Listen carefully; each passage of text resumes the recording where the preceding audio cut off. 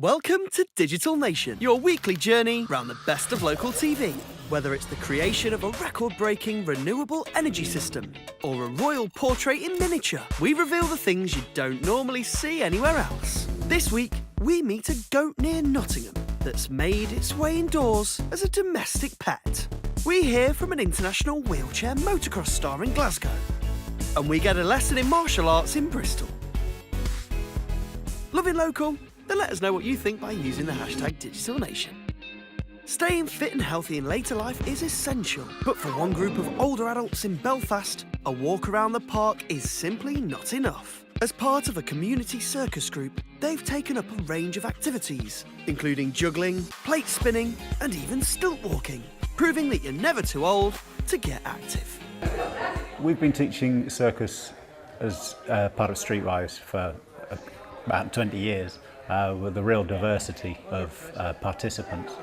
But the idea for working with older people was sparked by a conference that I attended with the administrative organisation. When I invite people to come along, I say, would you like to come and join a mature circus group? You know, and they're like, what's that? You know, how mature is it? I said, as mature as you want. We've got 85-year-olds and we've got 70-odd-year-old stilt walkers and, you know, and I mean, basically everybody comes here and we don't push anyone beyond their comfort zone. We try to encourage them to try things. Where to find it? I know. The first time I wasn't going to do it at all. I just said, no, I can't. And even today, the first time I got up today, I said, Nick, but he's so encouraging. And he said, I was like that when I was doing it. You know, and he kept going. And yeah, and now I'm fine. I know I can do it. It's quite scary at the beginning because you can't sit down, you can't step off them, so you have to keep going. This group has grown into a group of friends who never knew each other, and this is exactly what I like the idea of. I see the benefits of the guys coming here, you know, and watch the group grow together. As long as we're having fun and enjoying ourselves, and that's the main thing, and I think that definitely shines through in this particular group. Next, we take a trip to Birmingham, where an artist has been producing a body of work under some very controlled conditions. With the aid of a medical microscope, engraver Graham Short has been producing miniature works of art for over 50 years, and now is working on a special piece for the Queen's 90th birthday. Take a quick glance and you may just think this is any old pin, but look again with the help of a microscope and you may just be surprised with what you see. Graham began creating miniature engravings over 50 years ago, and to perfect his art, he goes to great lengths. I work from midnight to 5 a.m, and that's purely to avoid any vibration from passing traffic. I work through a medical microscope, and if a lorry goes past outside, I can feel the vibration through it. My right arm is strapped to the bench. I use very fine needles pushed into an engraving handle, which I rub down even more. I know what you're thinking, slightly extreme. Well, Graham acknowledges it's not a conventional way of working, but he believes it's necessary. He wants his work to remain one of a kind. It's a ridiculous way of working, but I keep going further and further in my efforts to try and do something that nobody else can do, and that's the fear I've got. I don't want anybody else copying me. This is Graham's latest piece, a portrait of the monarch. It took 3 months to complete, and precision was everything in making sure this work was fit for the Queen. Artists all over Britain will be doing portraits of the Queen to celebrate her 90th birthday on the 21st of April. So I thought I'm going to try and do something a bit special. So I inserted a speck of gold inside the eye of a needle.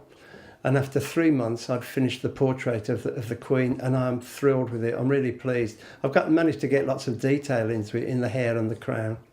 And it appears Her Majesty approves. It's moments like these when Graham thinks back to when it all started. I had a school teacher. He kept telling us, if you want to be good at something, don't be the best one in your street or in the city. It means nothing. Aim to be the best in the world. And that man really inspired me to try and go further and further. In the world of professional football, homophobia is a significant issue, and LGBT players and workers can still often face prejudice and discrimination. Brighton's football clubs and supporters are leading the fight against this and are committed to kick homophobia and transphobia out of football once and for all.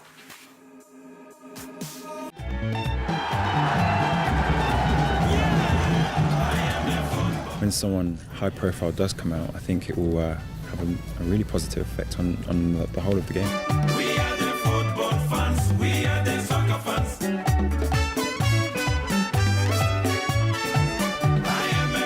Thomas Hitzelsberg has come out, and I think the more and more players that do that, I think will be a really good thing. Famously, only one player has come out during their career. One that springs to mind is obviously Justin Fashanu when he played. I think it was a sort of a known secret at the time that he was gay. I've got friends who are gay who found it hard to come out, so on an individual level, it's difficult enough to go through it without having a media spotlight on you. The press is so much on you that you're going to find it difficult to come out. They will get abuse. I know they will get abuse, but they won't get abuse from their own fans. Their fans are going to love them. American football with Michael Sam, the first openly gay player who ultimately didn't make the squad, but it was such a big deal that he came out in arguably one of the most macho sports the world knows. And in the UK's gay capital, Brighton and Hove Albion Football Club are flying the flag for football versus homophobia. We have a zero tolerance for homophobia and also obviously for racist chanting. So where we hear it, we do our best to deal with it as quickly as we can. When I'm not at Bournemouth, I go to White Hawk FC here in Brighton, and their fans have a very strict non-abusive policy. My kids don't understand it. My kids don't have a racist or a homophobic bone in them. To London now, where the installation of a large-scale solar panel system is nearing its completion. This renewable energy project is not only one of the largest of its kind, but it's unique in its placement on water rather than land. London Live gets a closer look at this landmark development. It may not look like much from the shore, but get a bit closer and the size of this massive floating solar panel array reveals itself. The 23,000 panels lying here on the surface of the QE2 reservoir in West London are part of a £6 million project by Thames Water. It's taken workers and divers years to complete the construction, and when it's finished later this month, it'll be the largest of its kind in Europe. Once they're active, these solar panels here will generate enough energy to power the local water treatment plant and provide clean water for almost 10 million Londoners. But why put them in the reservoir? The answer from company providing the panels is simple. Why not? You're in the centre of London here. There aren't that many fields around, and I'm not sure it would be cost effective to put any on this. This is a great example of how we're utilising space that would usually be used for, what it continues to be used for, but as well as that we can add a new life to the actual to the space. So not only are we generating the electricity on space that wasn't being utilised, but we're also having Thames Water themselves, who obviously own and operate the site, buy all of the electricity that we produce. So, I mean, it's a win-win for all parties, I think. The array is one of many plans by Thames Water to generate a third of its own energy by 2020. We're a water company. What we're trying to do is reduce the costs and reduce the environmental impact for our customers.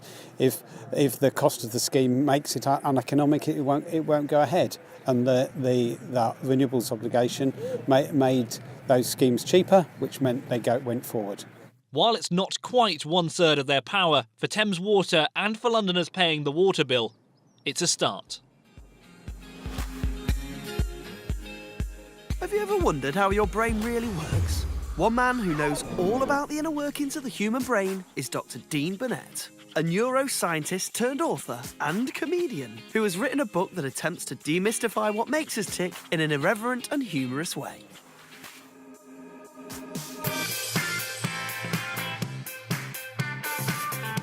Why are we here tonight?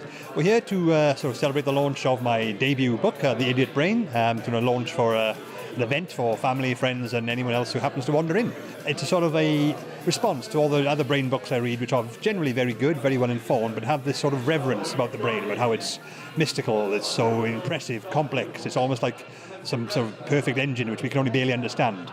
And if you work with it as long as I have, you know that's a nonsense. It's actually quite messy, quite flawed, quite illogical, and it affects us in many ridiculous ways. So I thought I'd put all those ways in a book, or some of them. To put them all in a book would take about 3 or 4 lifetimes. So tell me now, tell me what's not my fault then, Dean? Well, one of the first examples I cover is that controlling diet is a much harder process than it should be, thanks to our big... it's not my fault. So that's why I'm on telly looking like this. It's also to do with our higher brain functions, because we have a very effective digestive system. It's very complex. It's got lots of different ways of regulating our food intake, appetite, controlling us feeling hungry and not again. But the higher brain functions, the thinking and like the pleasure centres, they tend to override that. And like that's why you can sort of sit down and eat like maybe 2/3 of a whole cow, and then go, and say, no more. Then the waiter says, "Do you want to see the dessert menu?" "Oh yes, please."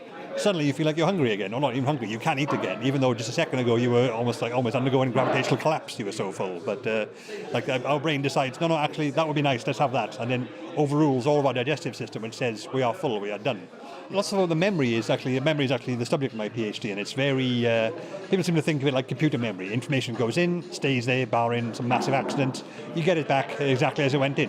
Human memory doesn't work that way. It's far more fluid, far more flexible, far more malleable. It can change. Like if you remember something in a certain way and someone asks you a question about it, you can actually, your memory might adjust to what they said. Like it happens a lot in court, which is a big problem for eyewitness accounts of things. So like the question asked can influence how you remember something. It also seems to be very ego-based. Like we actually tend to remember things in ways which favour us and our self-opinion a lot more than the actual account itself. So if you remember, some people do actually remember catching a fish this big. Might have been that big, but in their memory it was this big. Not lying, they genuinely believe that. That brings us to the end of part 1, which can only mean it's quiz time. In which city was the world's first football tournament held? Was it A, London, B, Nottingham, or C, Sheffield? Join us in part 2 for the answer.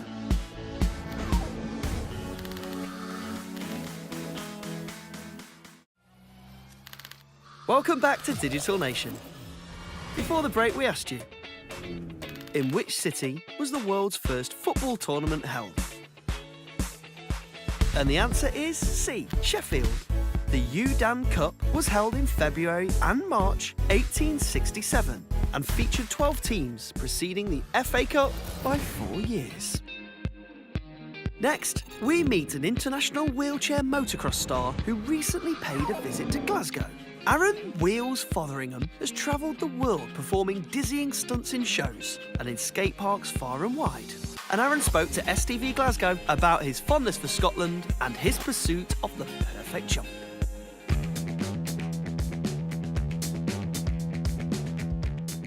My name is Aaron Wheels Fotheringham. I'm 24 years old and I'm a WCMX rider.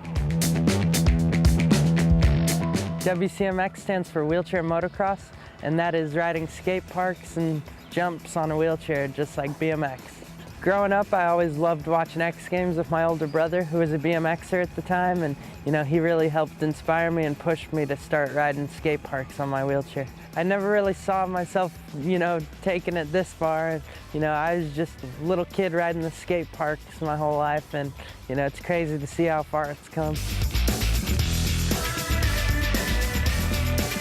A lot of people aren't quite used to WCMX quite yet and seeing a wheelchair hitting all these jumps and stuff, but that's, part of the goal is to get it out there more and get people seeing it. It's awesome. This skate park is pretty rad. I've been able to find some good lines going through it, and, I've always, liked Scotland, so it's cool to come out here and ride a park.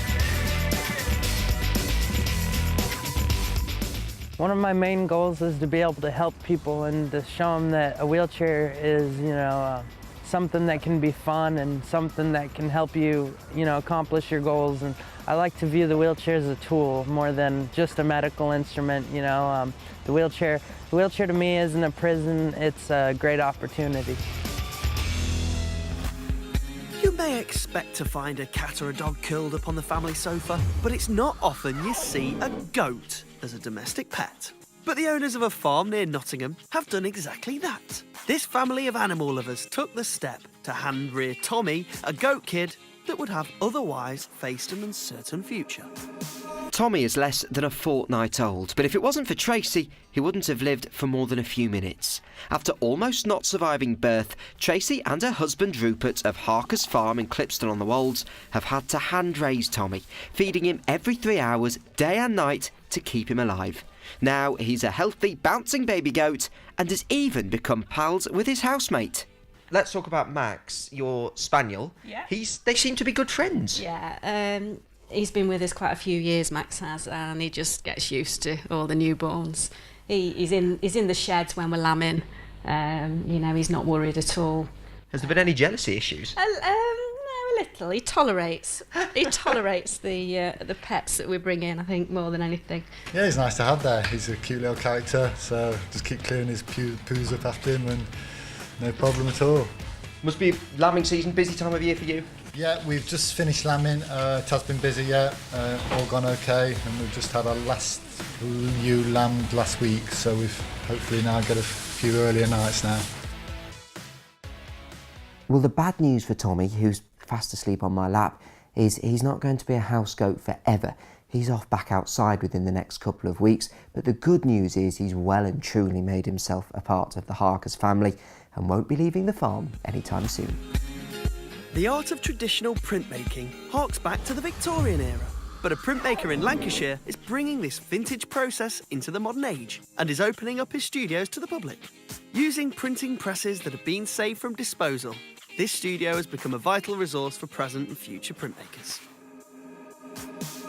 It may look like something from the Victorian ages, and you'd be correct.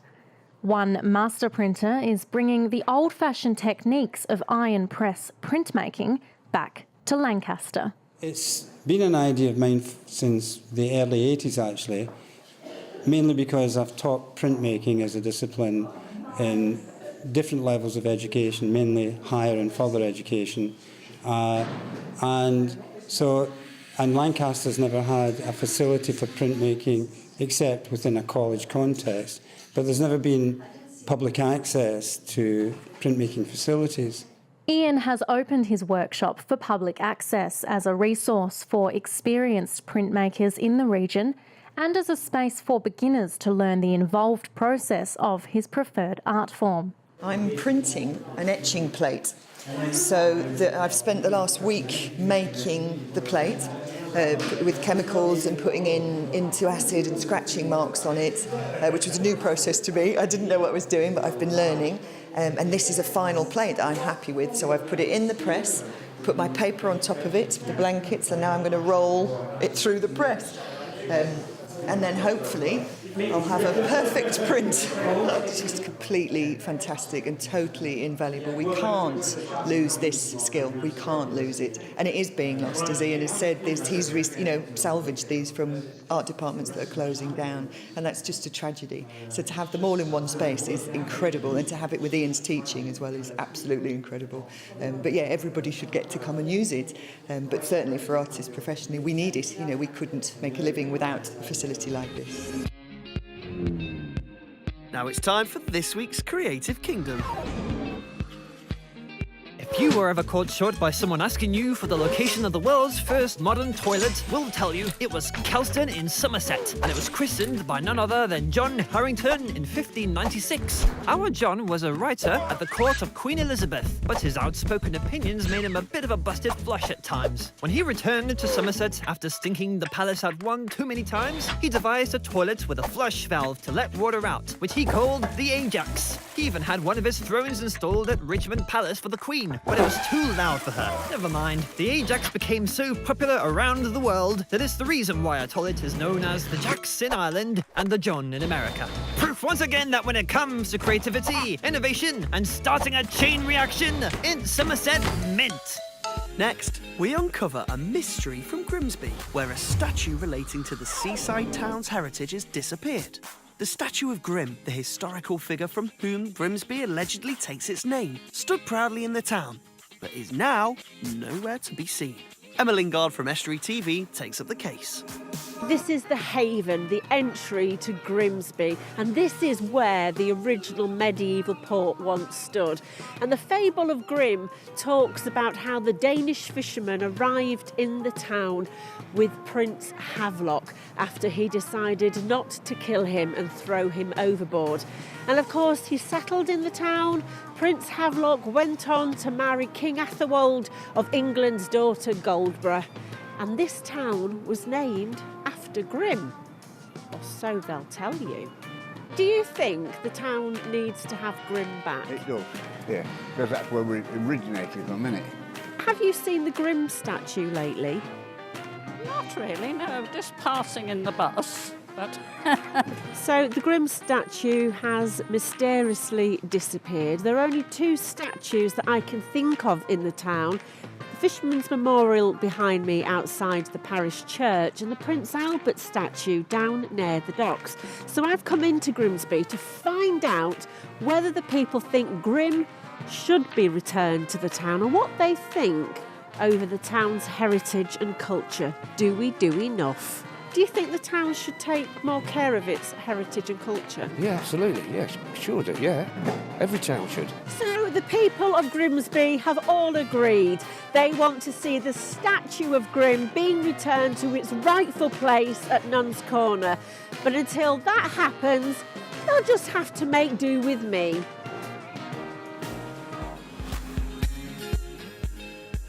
The Japanese martial arts discipline of Ki Aikido is a spiritual and non-aggressive form of exercise which aims to coordinate the body and mind. George and Jamie from Made in Bristol took up the challenge to learn some moves and discover what Ki Aikido is all about.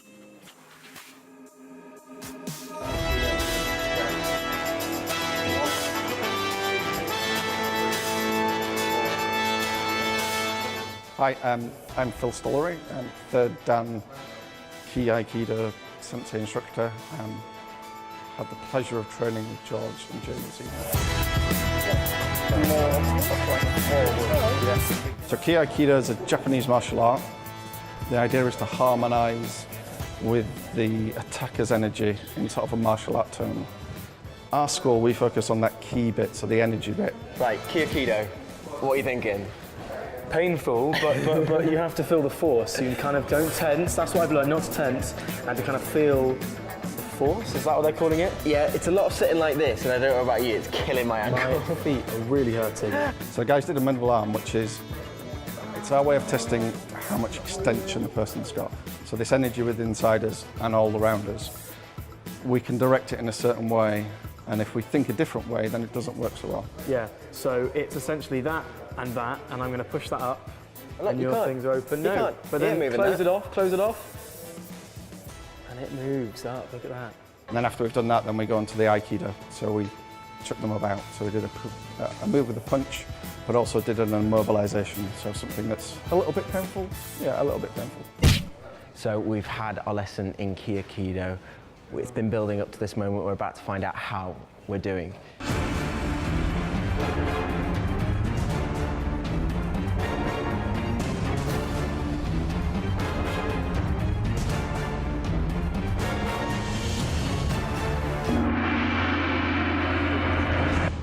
And that completes our rundown of the best of local. If our stories have inspired you, then don't forget there's more you can see by visiting each of the local TV channels' websites. Or why not catch up on previous episodes of the show by visiting bbc.co.uk/Digital Nation. So until next week, goodbye.